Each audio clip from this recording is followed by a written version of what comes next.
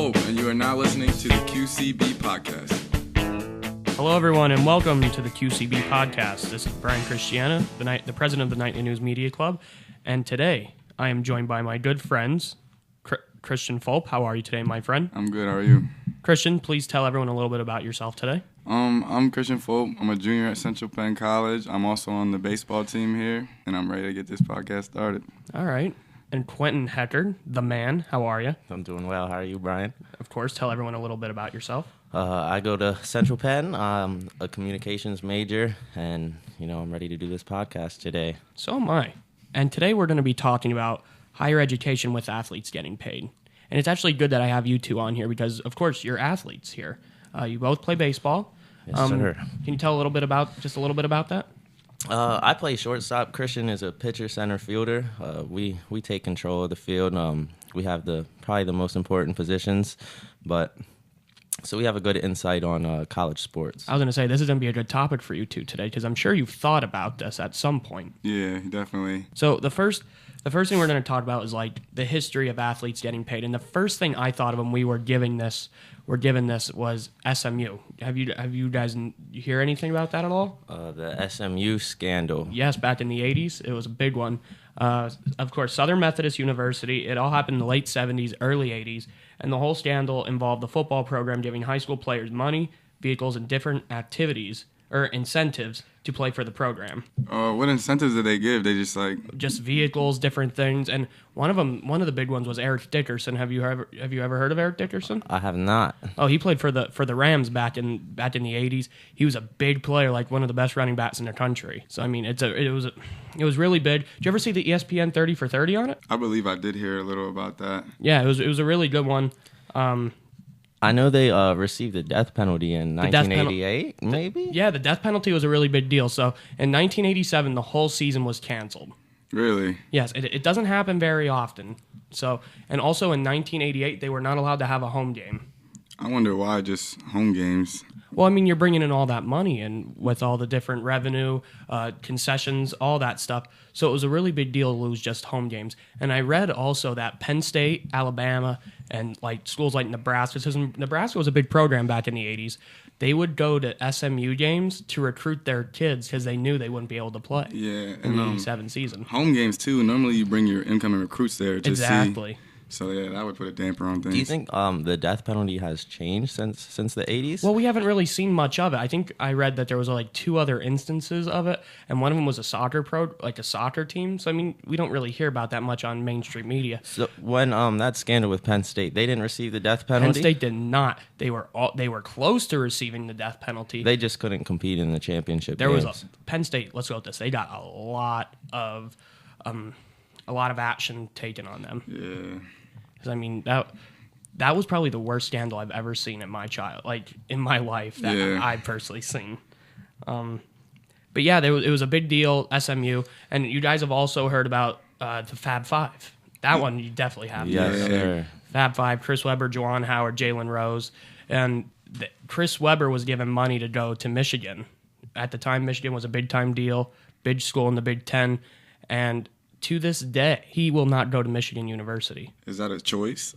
I think because of all the backlash he gets from it. Yeah. So, I mean, but that team, he made it to the finals twice, the NCAA finals twice. They lost. They lost. And Chris Webber was the blame for one of them because he called the timeout without a timeout. That's Got crazy. the technical foul. Yeah, it was a big deal. Gentlemen, do you have like any scandals that you remember like big at all? I just know that like nowadays, a lot of kids, like I see D1 athletes with a lot of designer on. Yeah. So, I feel like it's a norm for them to get some type of compensation for their abilities at a D1 level. But, I feel like it doesn't get caught most of the time. Yeah, I do believe what Quinton said. Like, I feel like they do fund or help fund them just because they want them to get there, and they also might think if they're a top recruit that they are going to go to the league and be a professional athlete. So I feel as though that just helps them, like, get them in. You guys, I mean, you're both from Harrisburg, correct? Yes, yeah, you're both. Yes. You both probably know the name of Micah Parsons. Yes. Very well. He was originally supposed to go to Ohio State. Originally, Ohio State had him on an episode of ESPN College Game Day. I did see that. You read this? I did see that. And then he appeared on it And then Ohio State got backlash from the NCAA, and he decommitted from there. And as we all know now, he's at Penn State starting. Yeah, Yes. he even had the dog Brutus for Ohio State. That's a pretty big deal. Yeah, Yes. It was. People were like upset about that. Penn State fans were raging, but I never saw an athlete like him before, though, from this area. Yeah, I played against him in high school football. Try to stay away from him as a small receiver. I would try to stay away from him as much as possible. But talking about Ohio State, do you guys remember in 2010 when like Terrell Pryor was there when they got in trouble for all the tattoos and all the different memorabilia going out, signing for autographs, making money off of it? Yeah, they were selling selling stuff that they wore in games too. I believe that's don't quote me on which that. I don't find anything wrong with that. I agree with you especially on the autographs. Yeah. I mean, I would personally pay for an autograph at the time of the top college football. Especially when you know they're going to be in the NFL, and that could be worth Exactly. something later on in life. I mean, Terrell Pryor at the time, he was the top college player. He was from Western Pennsylvania. I definitely supported him back in that time. For sure. It's like they're putting like a lock on players. They don't want them to have money or like sell anything that belongs to them to do good for themselves. And I mean, Ohio State was rolling at the time. And then they got the bad rap for a while. Jim Tressel left, and then eventually came in the great Urban Meyer, of course. So, gentlemen, we can also talk about definitely North Carolina with what they had going on with basketball. Chapel Hill, obviously the main campus, they were offering courses that people say were fraudulent and that the athletes it was just easy for them to pass. Yeah. So, I mean, Another thing I heard about North Carolina is they just have people at the end of the bench just to make their team GPA go up a little more. Huh. And that's the thing that people are upset about basketball because it's a one and done Yeah. type of thing. That's interesting. do you think there's a lot of teams that do that? I feel like definitely the big five teams like North Carolina, Kansas, Yeah. because they're all just leaving, like Duke. Yeah, you it know. could help. It could help. I want to see like those teams, like a team like Harvard, because like the GPA is your GPA has to be really Yeah. high, and then the players. I really give those players credit for maintaining a high GPA and playing D1 basketball. And that's why they deserve to get paid, Brian. Because if They you, do. If, I'm if not you gonna make a disagree run with to the championship, you miss a quarter of your classes.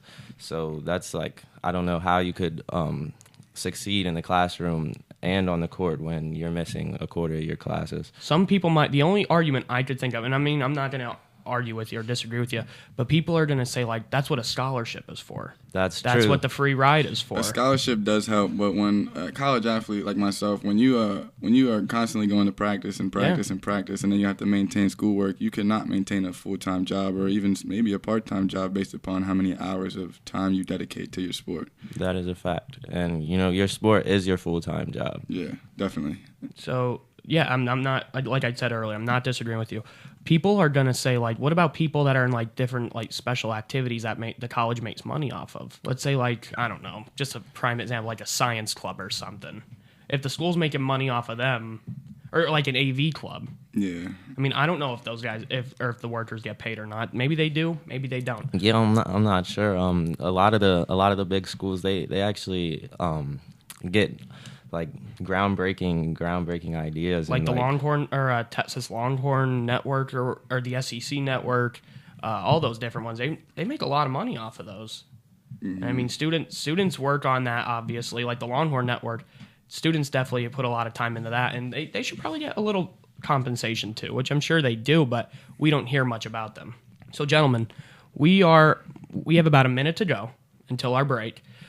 Do you have any like additional comments on like different stories you've heard in the past? Anything?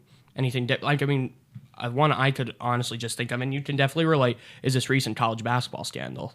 We could talk about Kansas was on that list. USC was. There was like a Arizona. long list of colleges that were on that list. Michigan State as well, I do believe. Michigan State, yeah. Arizona.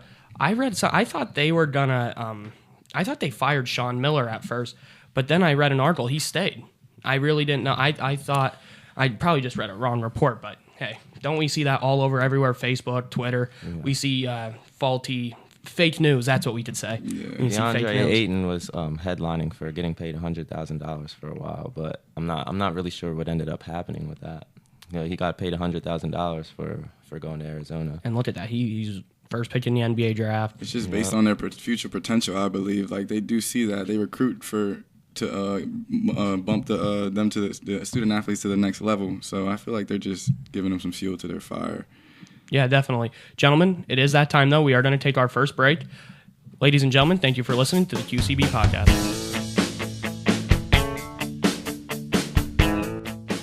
This is Quinton Heckard, and you're listening to the QCB podcast. Ladies and gentlemen, thank you for listening. This is Brian Christiana on the QCB podcast. And again, I'm going to reintroduce my good friends, Mr. Christian Fulp. Thank you again. Thank you. How you doing? And Quinton. We had a good first segment. Now let's get ready for the second one. Yeah, it was. All right, so we talked about different scandals. Now we're going to talk about how the NCAA canceled like the different video games, EA Sports, and all that. So, gentlemen, do you want to start off the segment about video games in the NCAA? Yeah, me personally, video games in the NCAA, back when they were available, they were amazing. It was a fun time. I actually played them more than I did play the Madden and the 2K and all that, and the MLB The Show.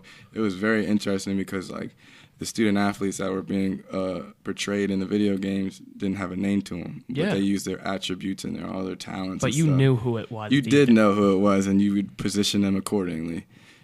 My favorite one was personally, I played an NCAA basketball game, and it Texas. You know, number 35 from Texas. You guys know who that is. Yeah, it's Kevin Durant. And I'm thinking, that's just Kevin Durant with just no name on it. Mm-hmm. And then I remember playing as the North Carolina team with Tyler Hansbrough and like Ty Lawson and all them. And I'm thinking, it's just weird. Then the next year I'll go on NBA, and there they are, all there. So in 1995, UCLA basketball star Ed Bannon, he played in 1995, and in 2009 he had a case started against the NCAA where he tried to get, like, because they weren't getting paid for their player being on there.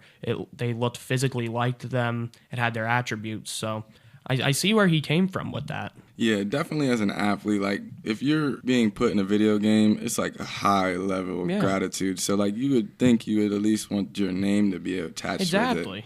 Especially if you don't make it to the next level. But normally, if you're high level, you're going to get bumped onto the professional level. I would love to play if the USCAA made a video game and I just saw Christian Fulp and Quinton Heckard on there, but it didn't have your name. That would kind of annoy you in a way. Yeah, I always dreamed of being on an NCAA video game, so it's just like. But now, unfortunately, there is none. Mm-hmm. But the funny part is, if you trade in an NCAA video game at like a video game store or something, you still get like $20 to $25. I kid you not on that. Yeah, because a few years ago, I traded in, and I regret this to this day, I traded in NCAA basketball, the last one, and it was with Blake Griffin on the front. Ooh. I ended up getting $23. That's a lot. That's a big mistake, my friend. I agree. It was a big mistake. But, I mean, now I don't play the spots 360 first. But just it's crazy that they just don't have these games anymore. Sometimes I still fire up my NCAA 2013 football game for Johnny Manziel. He was a cheat code in that game. A lot of those athletes were. Look at Cam Newton. Cam Newton was crazy with his 1 year at Auburn. Yep. And then you had guys like Mark Ingram. I love playing as Tim Tebow. I'm a big Tim Tebow fan. I used to play it on my little PSP, the PSP was fun. That was amazing. It was a fun time. I played it every day. I got off of school when I was younger, sat down, did that, played that for a little bit, and then I did my homework. I mean, I remember in high school, well, not high school, no, middle school. Yeah, I'm all over the place, but we're going to definitely go middle school. I remember going in the class at recess, and, recess is mostly outside. Mm-hmm. No, we played NCAA or we played Madden or whatever. It was just more fun. And, I mean, now and then eventually they started making those, like, Road to Glory and, like, the Heisman moment where they actually had, like, little clips of the players. Yeah. And I'm just thinking, I wish they would just have the players' names. Yeah. I mean, just give them the recognition. What do you guys think it's going to take for them to bring NCAA games back? I'm not too sure. It's going to be a lot. There's one thing. Money. That's all it takes. Money takes everything. Money does everything. Mm-hmm. Money is the most important part of sports. It's the most important part. Many people say it's the most important part of life, but I don't know about that. Yeah, well, EA eventually settled for $40 million, so that's a lot of money. I mean, but I think they should definitely try to bring it back. I mean, football, but they made so much money off of that, and at the time they were they really did a good job with basketball, because now people are like, EA's not good at making basketball games. But at the time, EA was better than 2K, I think. Really, I don't know. I never really enjoyed the college basketball games that much. They were a bit grainy because they stopped making those in like 08 maybe. No, well, the last one with Blake Griffin was like 2012. Oh, yeah, wow. 2011, 12. Because I liked about those is that they had like, you could do a season mode and the schedule was like right on. Mm-hmm. It was like as accurate as can be. And I remember the one time I sported Bucknell. It's only an hour and 20 minutes up the road, and we perfect season. And that year they had UConn on the schedule and like Villanova, so that was like a big accomplishment. They actually did implement college basketball in 2K17, They did. And I'm not sure if I didn't have the game, so I'm not sure if they actually had like real college players in it or not. They just didn't have their names again. I think they Which just is put the another number on copy. them. Yeah, Right they put the issue. number on them. Yeah, Which is another issue that someone because could have you complained would about. you would choose from like different teams like. Who was on there? I don't think Kansas was on there. Michigan State was there, but they didn't have any of the big names on there. So I don't know. Yeah. It's a shame that we had to. That it seems like all the fun stuff has to come like it falls short. Because I really enjoyed that series, gentlemen. We have about 3 more minutes until our next break, so we can talk about. Do you guys have anything you want to talk about in particular? Well, we're eventually going to be talking about will athletes ever get paid. So I mean, we can talk about that if you want. We could save that for next segment. I do have another thing to talk about, the banning of the NCAA video games. Okay. The video games really did bring in so much money. They did bring in a lot of money. Tons and tons of money. I almost think it was comparable to the professional level games. Yeah, definitely. Because I just want to know why after the settlement, why they couldn't come to another settlement about keeping them. You ever think about that and just maybe changing the names and adding their names? I think it would be nice. Even though the $40 million settlement, I'm sure it still has something to do with money. It definitely has to. Right now, if NCAA 18 came out, it would probably sell more than 2K, Madden. Definitely. Oh, I Everyone's definitely- starving for that. Definitely. I think people would, just because, I mean, like you said earlier, people still play the older ones because they want to go back and play those games. My personal favorite one is on the PlayStation 2, so we're going way back now. It was NCAA 2006. It was with Desmond Howard on the front from Michigan, and it was the first year I think they ever did that like road to the Heisman or whatever, and it was like you were actually in college because you had to spend. They had like a budgeted amount of hours you can do. Go back to your dorm. Yeah, and you all went that. back to your dorm. You went to the library. You went and did all that other stuff, and it was just really interesting to see that. It is crazy. Yeah, I mean, there was at one point where you win the Heisman, and then I think right away it gives you the option. Do you just want to go continue on to Madden? Mm-hmm. And I think I did that a few times, and it was actually like You could link your yeah, you could NCAA link to it your like Madden. that. That's interesting. That's Like, very interesting. That's crazy. like that's just the power of electronics, and I mean, It's the same EA game makers. It is. So EA Sports did a good job. So, all right, I think we're going to take our second break. Thank you again, everyone, for listening to the QCB podcast. This is Brian Christiana. Thank you to listening to the QCB podcast. Hello, everyone, and welcome back to the QCB podcast with myself, Brian Christiana, Christian Fulp and Quinton Heckard. And our final segment today, we are going to talk about if we think athletes are ever going to get paid. Christian, I'm going to let you start on this one. This is a very interesting topic. I would say that I do believe that college athletes should get eventually paid something, but I also do believe, I'm in the middle almost, I do believe that the value of education is very, very important to a young man. Especially when basketball, you can go for 1 year and head out to the professional level, when I feel as though you can get injured, you know what I mean? So you just need an education, like you need a root and you need a degree. Yeah, we definitely talked about earlier how we were talking earlier when I mean like in the break that the one and done rule is kind of like it's probably like a really bad idea. Mm-hmm. It's bad for the school first of all. It's bad for the team, and then it's bad on education. Yeah, like I believe like at least do 2 years to get an associate's 2 years, degree. I agree. You can get an associate's degree that shows that you fought through, you actually cared about getting a degree, you got your athletic ability shown, and you're going to make it to the next level. So just get that degree.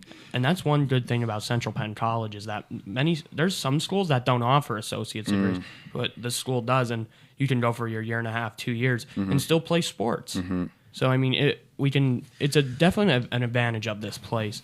We can talk about also Reggie Bush, 2005. 2004, 2005 area, the USC Trojans, big dynasty at the time. Pete Carroll at the helm, Matt Leinart there, Reggie Bush, Lendale White was there. They were just a good team overall. Yeah. And then years later, it comes out Reggie Bush was getting money from the school. And I remember reading that, and I'm like, Reggie Bush was like my he was Superman. He was my superhero. He was. When I was young, like I was playing Little League football. I got number 25 because of Reggie Bush, and he made it to the Saints. I remember he hurdled over somebody. Yeah. He was like one of the first people that just like showed me like superhero abilities on that field. Because the game I remember most about Reggie Bush and the Trojans, they went against Notre Dame. Brady Quinn was at the quarterback for Notre Dame, and Matt Leinart ran it up the middle. And I just remember Reggie Bush like pushed him in. Like he was a freak on the field. And he wasn't that big either. No, he was a speed back. He was definitely a boy against men. He was. Big shoulder pads and all that back in the day. Yes. Like another play I'll remember is when he went against Fresno State, he just stiff armed the dude with his opposite hand and just like threw him away. That's impressive for a running back of all people. Very impressive. So like when we were saying his Heisman Trophy got taken away, Pete Carroll left and he went to the Seattle Seahawks.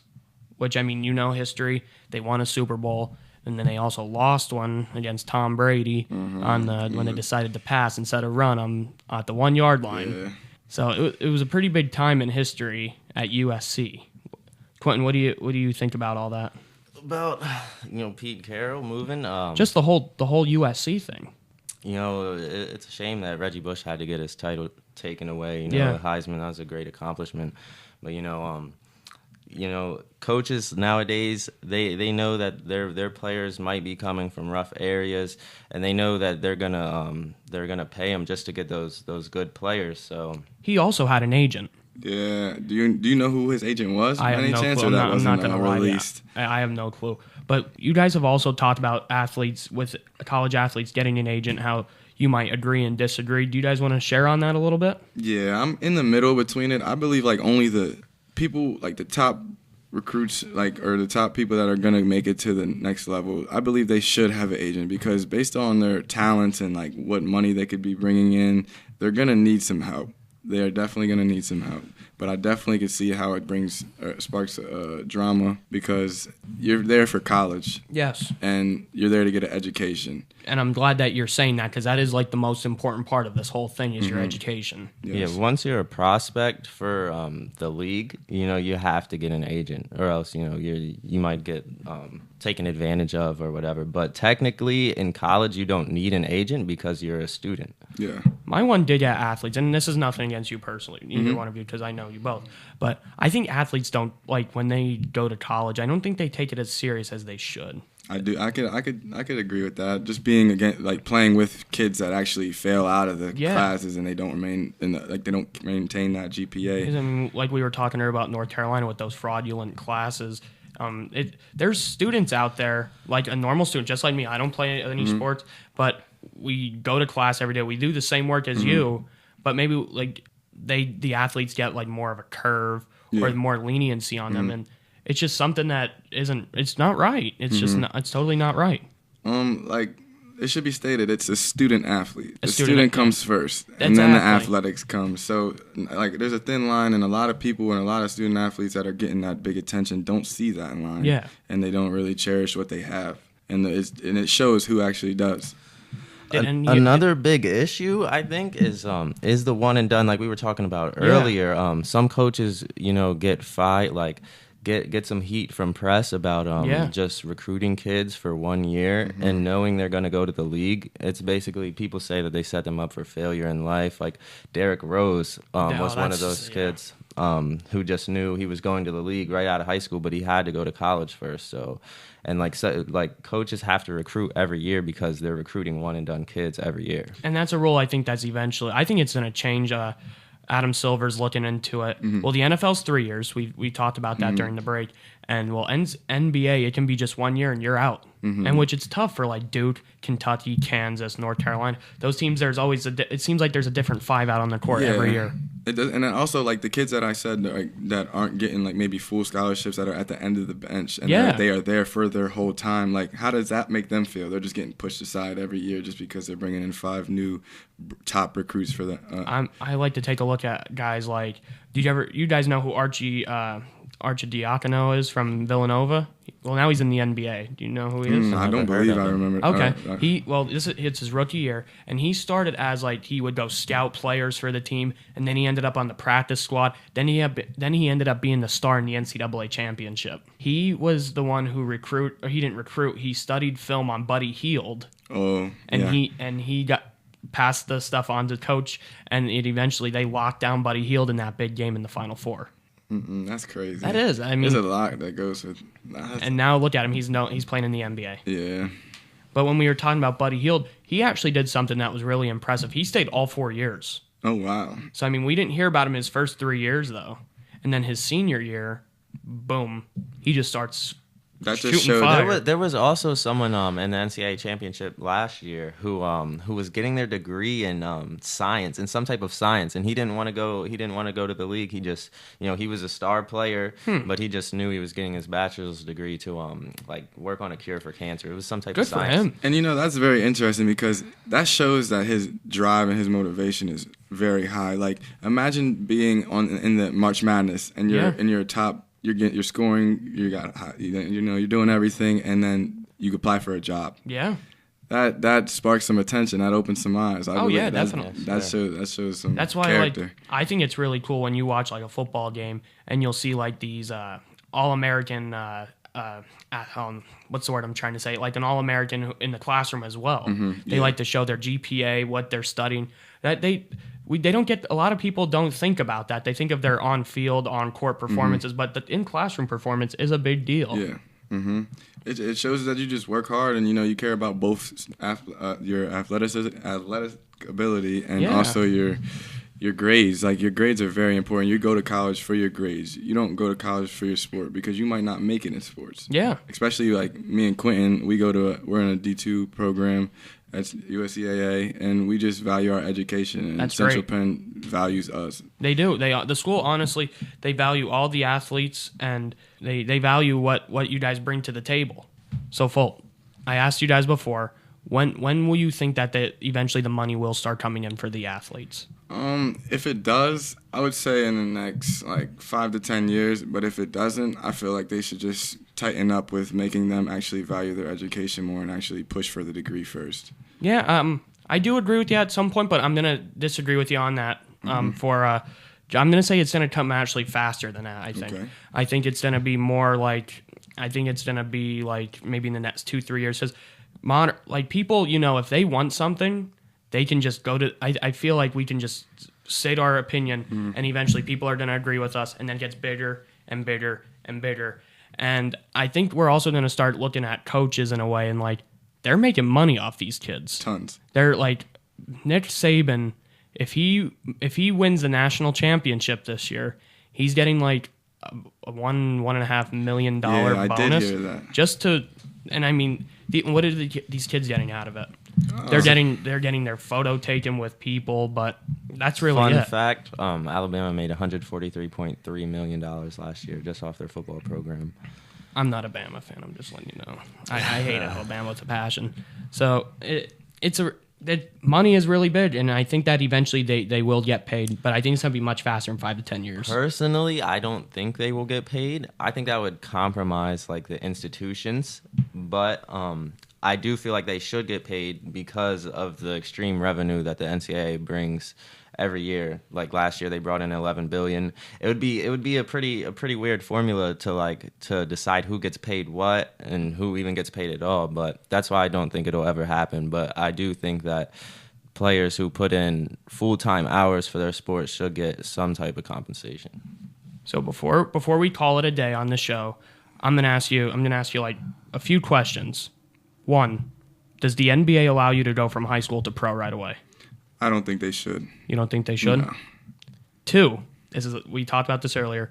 Will NCAA ever come back on the market for video games? Yes, I think it will. You think? I hope.